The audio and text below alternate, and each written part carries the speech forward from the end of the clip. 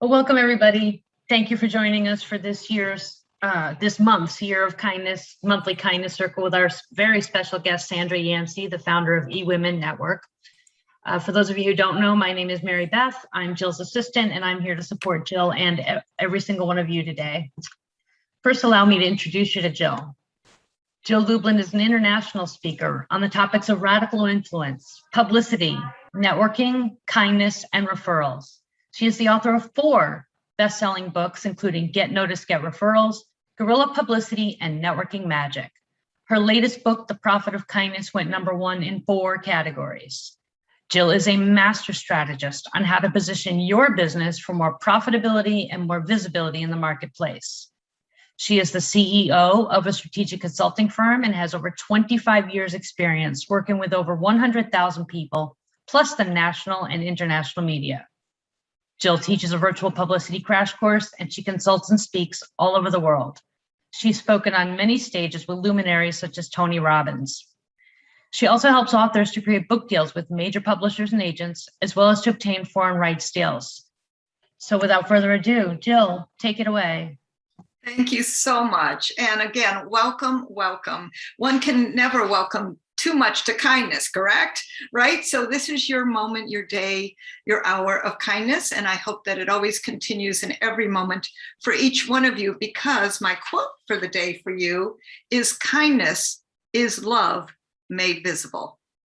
Take that one in. And so we center ourselves today in this moment. And my request for all of you is that we're going to say the word kindness. You're going to feel it. You're going to feel it inside of you. Speak it inside of you. And we're going to actually speak it out loud as the community that we are.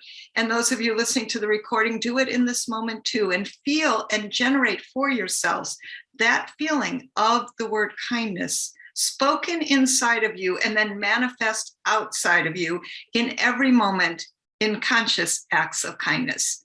So I invite you in this moment. We're going to count to 3. You're going to take yourselves off mute. And 3 times, we're going to repeat the word kindness. Okay? All right, everybody, get ready. 1, 2, 3. Kindness. Kindness. Kindness. Kindness. Kindness. Beautiful. Whew, that sounded great. That sounded better than happy birthday on Zoom, didn't you think? All right. Yay. Thank you for that. That was really beautiful. And a couple different things. We're going to send you a link to super fun cards. They're completely free. And they say, you matter. And I'm going to invite you to pass those cards to anybody you want. You can easily print them in your printer, and they don't have to be fancy. And they say 2 words. You matter, because you do. And so when you start giving that to everyone, what you're going to notice is that that multiplies the effect of kindness. So I invite you to pass that along, and we'll send you that link in just a bit. Okay? So super excited about that. And then I also, my friends, am super excited today to bring you a most wonderful woman who I've had the pleasure of being in her organization, of speaking on her stages at eWomen Network, of calling her colleague and friend and mentor, Sandra Yancey. And I'm super excited to have her talk to you today about kindness, which is what she walks, who she is, and a wonderful inspiration to me in my life. And has helped me grow my business. So I want her to share about kindness in particular today. And I want to tell you a little bit about her. First of all, Sandra came from, she's from Dallas, Texas, and she literally bootstrapped this business like in her garage above her suburban home in Dallas, Texas. And today her company, eWomen Network, is a multi-million-dollar enterprise with over 500,000 women connected in 118 chapters spread across North America.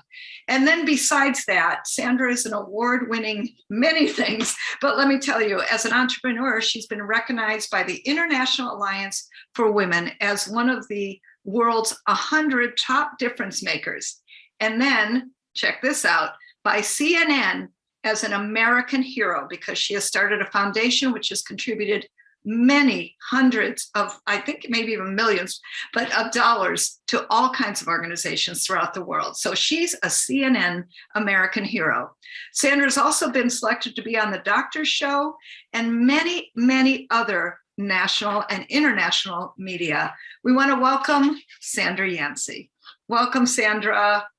Thank you so much, Jill. It's so kind of you to ask me to share this time with you and all the lovely people that you have joining you today. I'm honored. I really feel honored. Thank you. You're welcome. Okay, so part of it, did you want to ask me any questions, or would you just like me to dive in?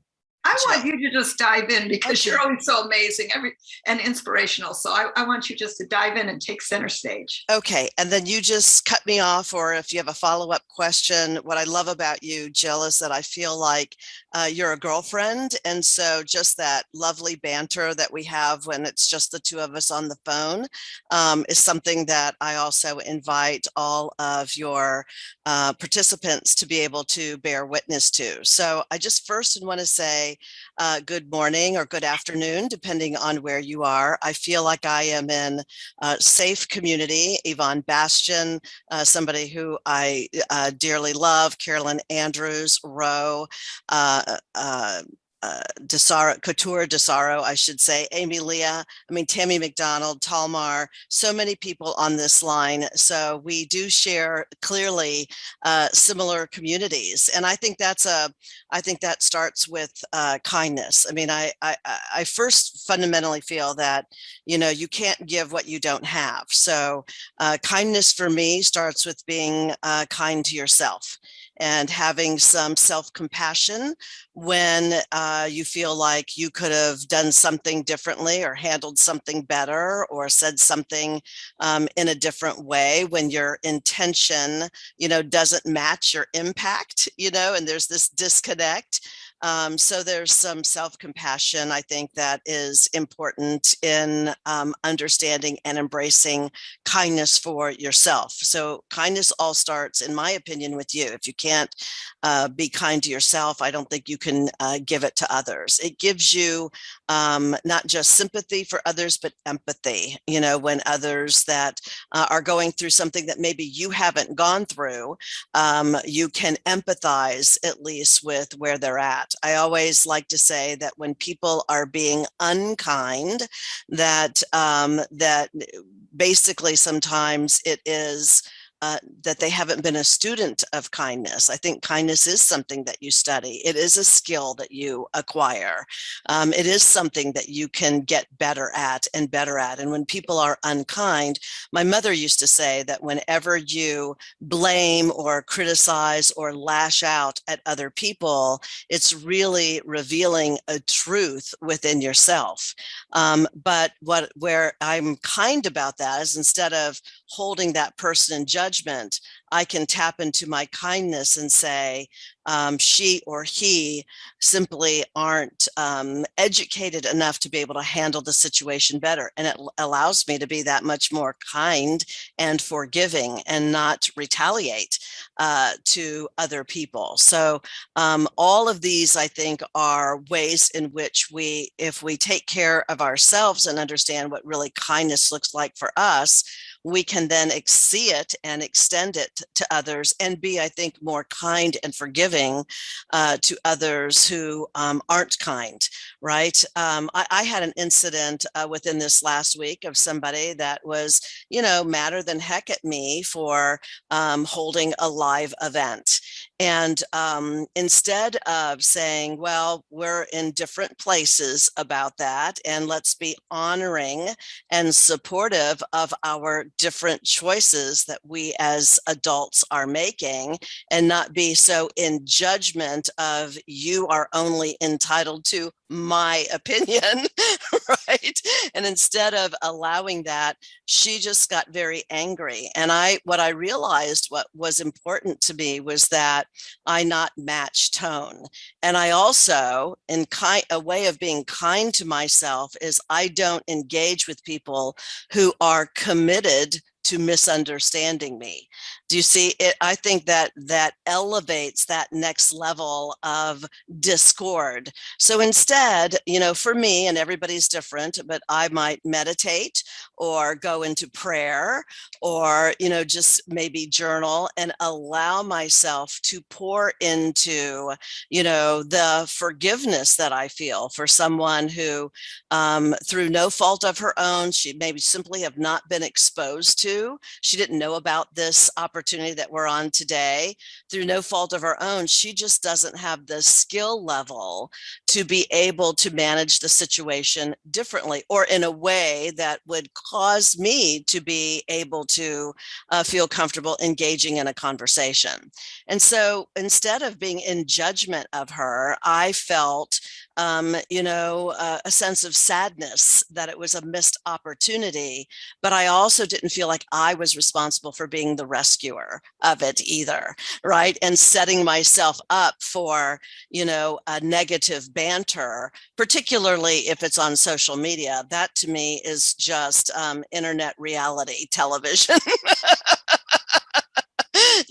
And when there isn't the benefit of the natural exchange of communication, and when you've got the written word, we all know, right, that people can attach their own meaning.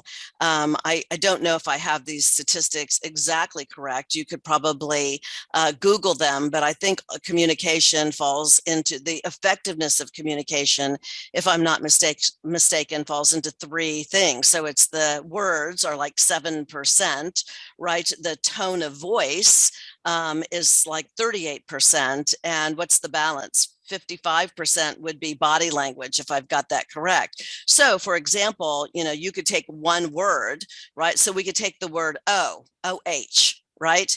And we could go, oh, right? And you would probably interpret that with everything that you hear as maybe I just remembered something, right? Or I could go, oh, same word, said completely differently. You've got the body language, you've got my tone of voice. Now you know I'm hurt, right? Or I could look at something and I could go, oh, and you might say, she's definitely looking at a piece of chocolate right now.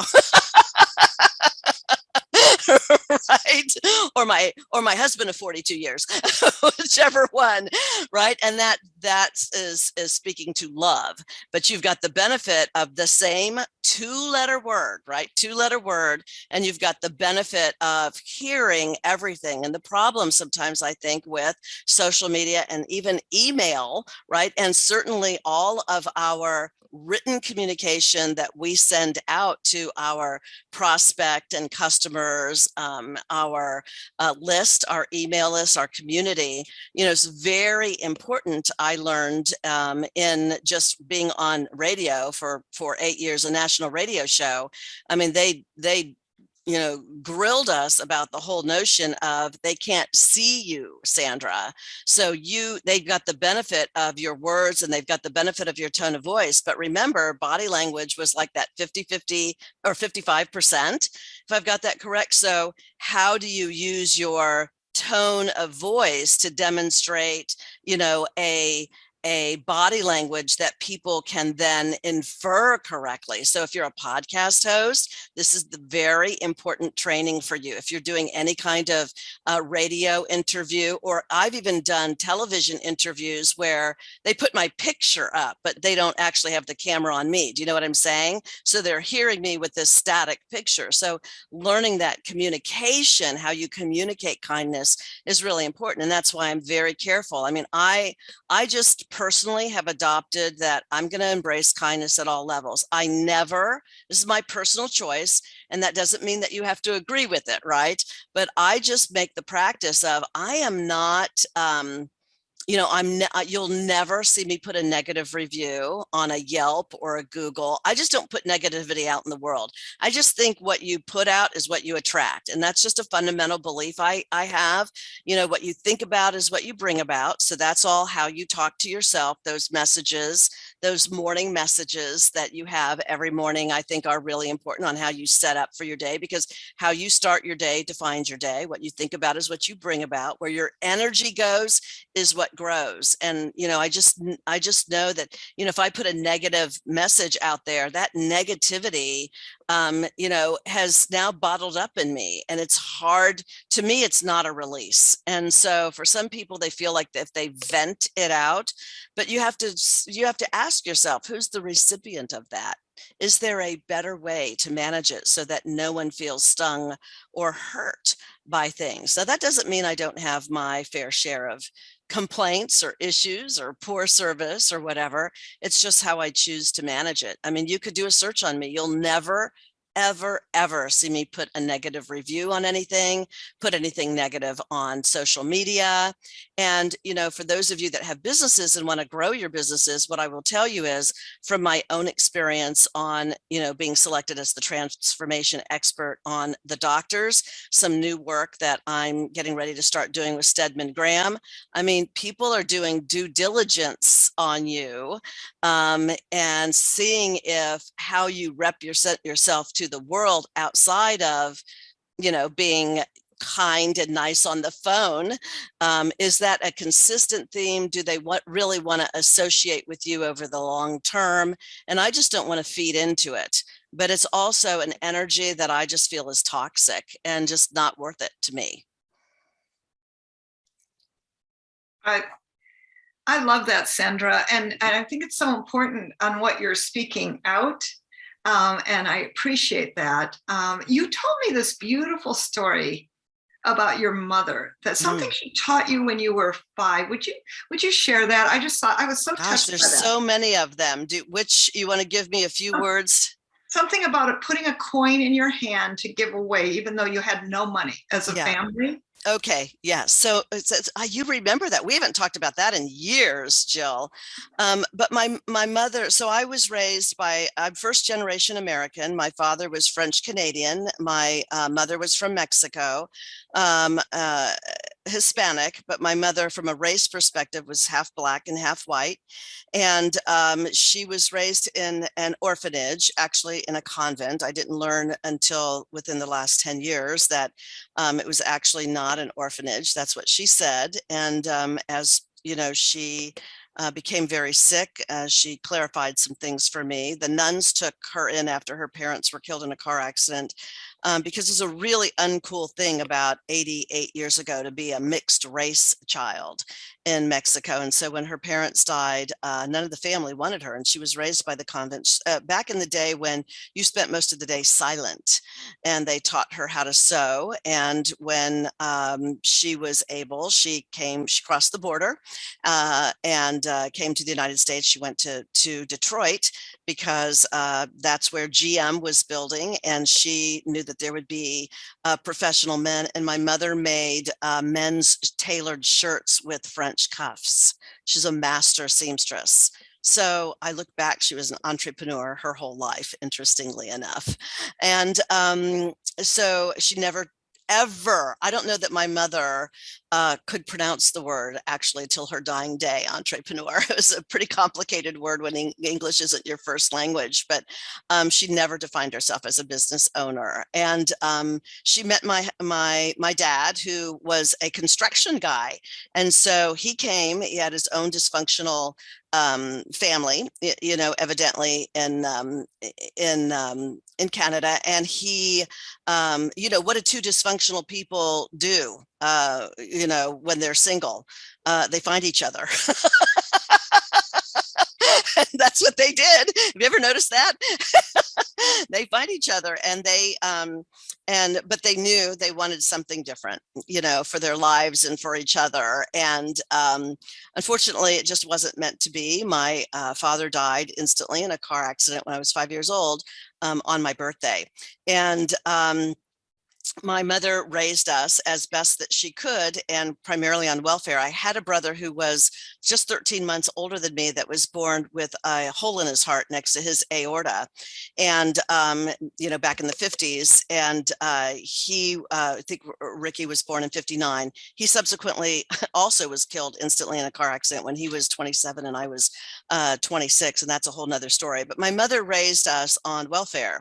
And I didn't know until I was in my 20s that those men that came in suits to our house once a month and always had do you remember, they still have, Whole Foods still has them, but the grocery bags, the brown grocery bags, and it was always filled with food, and the Wonder Bread was always sticking out the top. And I heard the term breadwinner somewhere, and for a million years thought those were guys that won the groceries. And my mother just had the hookup.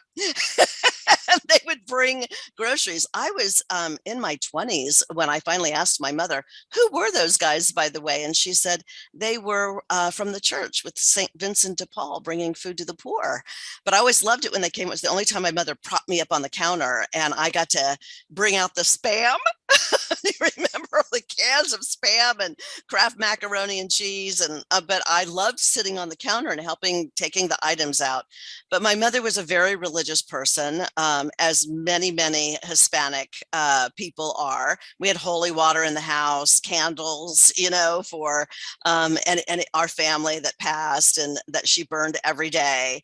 But she always had enough money to we would go to church to put a coin in our hand, and I always got the nickel, and I loved the nickel because it was so much bigger than the dime. And so I thought it was more valuable, and the penny, I was like, I've got the big money, you know what I mean?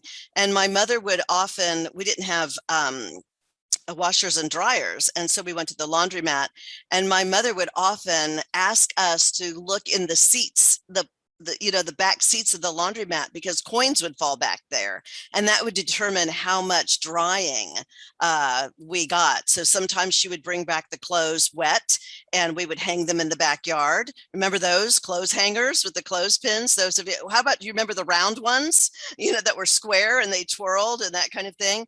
And so we would hang them, or sometimes if we had enough coins, Mom would run them until they were totally dry. But my mother just always felt that she always wanted to instill that no matter how hard things were, if you dig deep, you will always find a way. And there's always a way to give. There's always a way to find that penny, that nickel, that dime, the quarter, whatever it was that she had. She always put something in our hands so that when the basket was passed, that we participated in giving, and that you give without remembering and you take without forgetting, so you're always in appreciation, you're always in gratitude, you're always thankful for what you receive. But that giving isn't really the tit for tat, quid pro quo, you scratch my back, I scratch yours. That is a part of giving, but giving at its real core was when you could help someone whom you will never know and who can never pay you back. That was that giving at the deepest, heartfelt level. And so have always known that. I've just always known there's a way to help other people out, for sure. Oh, thank you, Sandra. I love that story, and I think it inspires all of us to keep giving. And I love that thing about, give, say it again, give without remembering, right? And take without forgetting. Yeah, it's a great one. It's great it's a kindness theme, isn't it? It's really another level of you matter. That you were talking about earlier, which is what I love, is that, it's a form of being visible. You also were saying that kindness is love made visible, but you don't always have to know who you're giving to. It's kind of like, do I have time for one more story? A quickie, yes. A quick story. I was in a rush. I was going through McDonald's. Don't judge me. Don't judge me. I was going through McDonald's, and I'm a Midwestern girl, and we don't eat our hamburgers with ketchup and mustard. So I always tell them to hold the ketchup and mustard and to put lettuce and tartar sauce on my cheeseburger. And I went through, and I got out, and I noticed that they didn't have the tartar sauce, just the lettuce. And so I got back in line because it was that important. So I got back in line. Long story short, I got there and I said, hey, I'm back in line. I'm not ordering anything. My cheeseburger didn't have the tartar sauce. You can give me a separate side of tartar sauce. That would be really great. And I got up there. They were so apologetic that they handed me a coupon for a free cheeseburger. And I thought to myself, it's my big issue with the country, how every time somebody does something wrong, we've developed this whole thing of, aha, you owe me something, as opposed to just being kind and saying, it was a mistake, no big deal. It's all right. I'll be fine. And I just said, I'm fine. I've got my tartar sauce. Could you please give that and put it towards the person behind me? I mean, I'd like for us to really stop this whole thing. If somebody makes a mistake, and I don't care if it's at the airport, I don't care where it is, that all of a sudden you get something, and it will start with us to say, it's okay. We all make mistakes. Wow, thank you. It kind of gives new meaning to hold the pickle, hold the lettuce. I know. There's a place called Frisch's in Dayton, Ohio, and that's how they serve their hamburgers. That's how I was raised. So my mother could make mayonnaise and chop up pickles, and that was cheaper than buying ketchup and mustard. You know what I mean? You're gonna have to try that sometime. It's actually really good. It's my guilty pleasure every now and then. Oh, I love it. Sandra, thank you. As always, you are inspirational. You are motivational. Oh. You really walk a path that I think is such a beautiful model for all of us. And I know that people are going to want to stay connected to you. Mm-hmm. Do you have some way that they can stay connected to you? A free gift? I do. So I've actually got a gift for you. Many people know that I have journals. I've been a journal writer my whole life, and I have 7 or 8 of them going at a time, as opposed to one every year. I just, wherever it inspires me. And so I have created these, what I would call kindness messages. And it speaks to kindness is love made visible, right? And it's really speaks to, it starts with you.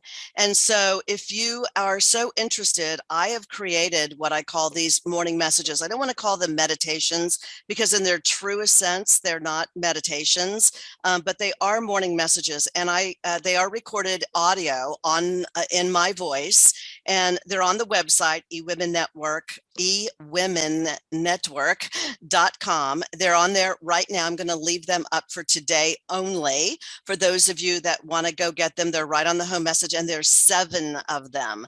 And they say 7 kindness messages to start your day with joy and abundance. And what it is it's just a message that you listen to as you brush your teeth. You don't have to be in the position, but just take it in, and you can download them, have them in your car, because it's how you begin, how you start your day and begin your day defines it, as I was saying earlier.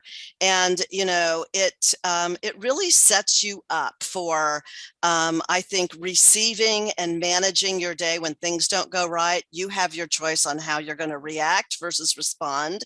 And so there's 7 of them, 1 for each day, and you can listen to them, every day if you want. And I picked the ones out that I felt really tailored to your conversation, Jill. So, one of them starts with discovery consists not in seeking new lands, but in seeing with new eyes. Today, give yourself the gift of new eyes by having a new perspective.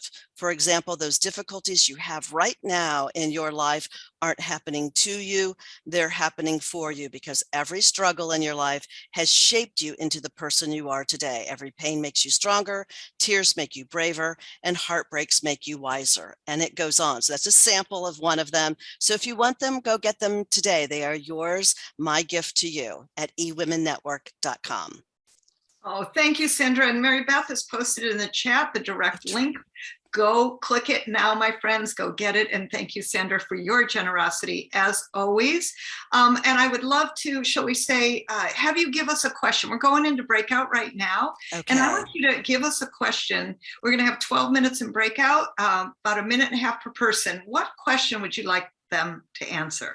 Given what you've heard today, what are 3 things that have popped up for you that you have said, I can start to implement or integrate this or amplify it in my life today, starting today, not something you got to start tomorrow, but starting today when you're done with the call, here are 3 things I'm now becoming aware of that I can do, start implementing and do better, start making progress in today. Oh, thank you. All right. Before we go to breakout, though, can we give her jazz hands and gratitude? Thank you. Thank you. Hi, Julie. I see more people have joined that I know since I first started. So nice to see you all and some new faces and new connections. It's really been my honor. Thank you so very much, Jill. You know, I love and adore you. Thank you so much for including me in this most important message. Thank you, Sandra. Okay. Mwah. Thank you. Mwah. All right, and everybody, you got 12 minutes of great fun. Answer her questions. We're going to send you to breakout rooms. Shortest hair, you're the timer. Longest hair, you're going first. We're going to send you to breakouts. Figure about a minute and a half apiece. Let's go share. We're going to keep the chats open in the breakout. Share your connections, and we'll see you back here. Have fun, everyone.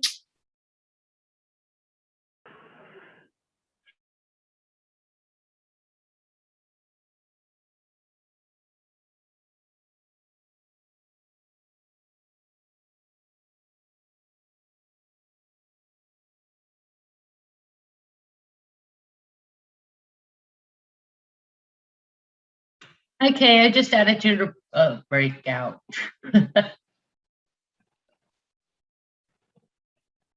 Okay, let's stop the breakout. I mean the recording. All right, everybody, welcome back. Welcome back. Let's put everyone on mute. Spotlight would be great. I'm just so excited to welcome all of you back and delighted and hope you got some great connections there and good discussion for yourself. And we are going to go into another breakout in just a moment to ask you to connect, give, and receive to one another, right? And actually pass leads and referrals. There's 2 things, though, I would like to ask for before I actually send you to breakouts. One is special prayers for me, please. I am tomorrow putting my sweet Starlight to rest. And so I would love some beautiful prayers and hold her in light. She is Starlight. So that's going to be happening tomorrow. And of course, you know, it's not an easy thing, as you all know, anyone who has had pets. So, and also have prayers wanted for my dear friend, Gloria, who's 88. We've been friends for over 30 years. And she is also in her transition, probably any moment now, any day now. So I would love and request prayers to those 2 beings, wonderful beings who've been in my life for many, many years. Then on the business side, I'm going to invite you to something I'm very excited about, which is a new program I'm doing called the Publicity Breakthrough Summit. It's super fun. We're going to have panels. We're going to have hot seats. We're going to have ways that you can actually pitch the media, and then lots of breakouts and actual get it done, interactive fun exercises. So whether you've been in my publicity crash course or not, this is going to be a whole nother event. And we're running a super early bird special, like $47. It's crazy, it's wild, but it's my first program in this, and I want to offer it to all of you at that super duper fab price. And Mary Beth is going to post it in the chat. It is an early bird and it ends on Friday. Okay, so please go register for that. Let's continue to rock your publicity. And as you all know, kindness and publicity are very related, because the more kind you are, the more publicity you're going to get and the more people will remember you. So super excited to launch this and giving all of you a really, really great opportunity to come in at a very affordable rate. And what I'd love to do now is send you all to breakouts. And what you're going to do in those is give and receive. So what does that mean? It means that the person speaking, you're going to say, here's what I need next. Like I asked for prayers, right? Maybe you need that, but maybe you would like some referrals, and tell them what you do specifically, and ask for one kind of referral that would support people to support you. Okay, so that clarity is really important. And then the people in the circle, you're the givers. So you can chat with that, please do. Your chats will be open. And also just a reminder to all of you that we have a skill set sheet, which tells who you are and how we can refer you. So Mary Beth, post that in the chat, because we want to make sure that they're filling in the skill set sheet so that each of you know each other, okay? Now in this breakout, you're gonna have, let's do a minute apiece, just, and then you can chat afterwards. I always like to give a little, what we call a little extra fudge time, right? So that each one of you can have just a little window of possibility of connection afterwards, okay? So 1 minute apiece. Person with the longest hair, you're gonna be the timer this time. Person with the shortest hair, you're going first, okay? Ask for one thing, great referral. We'll see you in 10 minutes. Have fun. Click join.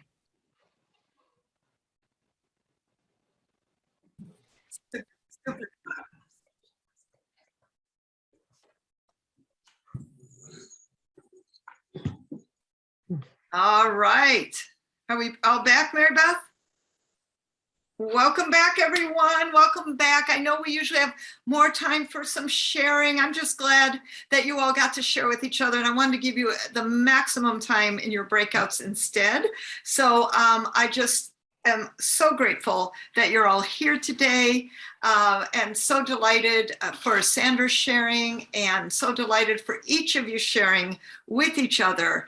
And I invite you to continue to practice a conscious act of kindness. And then additionally, my friends, I want to remind you about Jewel.